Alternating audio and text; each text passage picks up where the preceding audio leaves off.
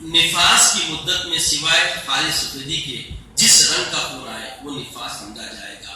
نفاس اور حیض کے درمیان پاک رہنے کی مدت کم سے کم 15 روز ہے۔ جس عورت کی عادت مقرر ہو، اس کو اگر عادت سے زیادہ خون آئے لیکن 40 دن سے زیادہ نہ ہو تو وہ سب نفاس ہی سمجھا جائے گا۔ البتہ 40 دن سے زیادہ ہو تو استحاضہ کہتے ہیں۔ جیسے حیض کا معاملہ ہے، یہ استحاضہ، یہ نفاس کیا ہے؟ بچہ پیدا ہونے کے بعد خون آتا ہے۔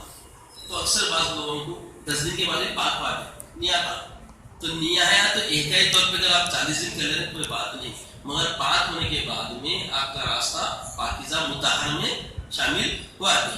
بعض عورتیں ڈھول کر کے 40 دن کیا 6 مہینے 5 مہینے 3 مہینے گھر میں رہتے اور شوہر سے بھی قریب نہیں ہوتے، شوہر کو قریب آنے رہتے، اس کا فساد تو سب دیکھ رہے ہیں معاشرے میں، اس کا نقصان دیکھ رہے ہیں۔ یہ نقصان کی اصل فکر جو بھی جو حالات بن رہے ہیں اس میں عورتوں کا رول ہوتا ہے۔ اس واسطے گھروں میں پہلے بوڑھے لوگ رہتے تھے، یہ مسائل سے واقف ہوتے تھے تو آپس میں اختلافات نہیں ہوتے تھے۔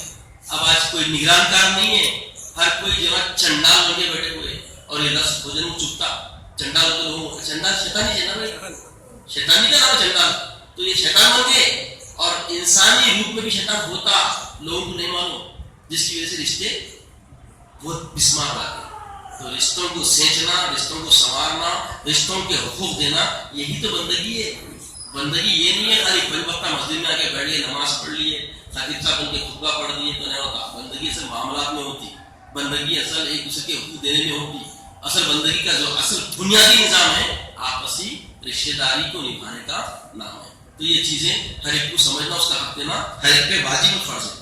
اگر عمل گر جائے اور اس کا کوئی عضو بن چکا ہو تو نفاس ہے، ورنہ نہیں۔ یعنی مطلب اب ایک سمجھیے مہینہ 2 مہینے ہو گئے، 1.5 مہینہ ہو گیا اور کچھ حصہ لوتھڑا لگ گیا، تھوڑا جسم بننے لگ گیا، ایسے ٹیمپریچر ضائع ہو گیا، تو اس کے بعد جو خون آئے گا وہ نفاس کہلائے گا۔ کیا کہلائے گا؟ وہ نفاس کہلائے گا۔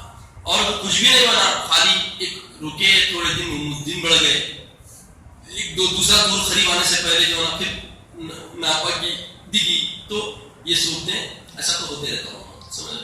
تو ایسا نہیں۔ اب حدث اکبر کے احکام، حدث اکبر کے کیا احکام ہے انشاءاللہ آئندہ اتوار کو آپ کے سامنے رکھی جائیں گے۔ اب آج جو غسل کے متعلق جو عورتوں کے بالخصوص مسائل اور مردوں کے بتائے گئے ہیں، اس کے متعلق کوئی سوال کرنا چاہتے ہیں تو آپ کر سکتے ہیں۔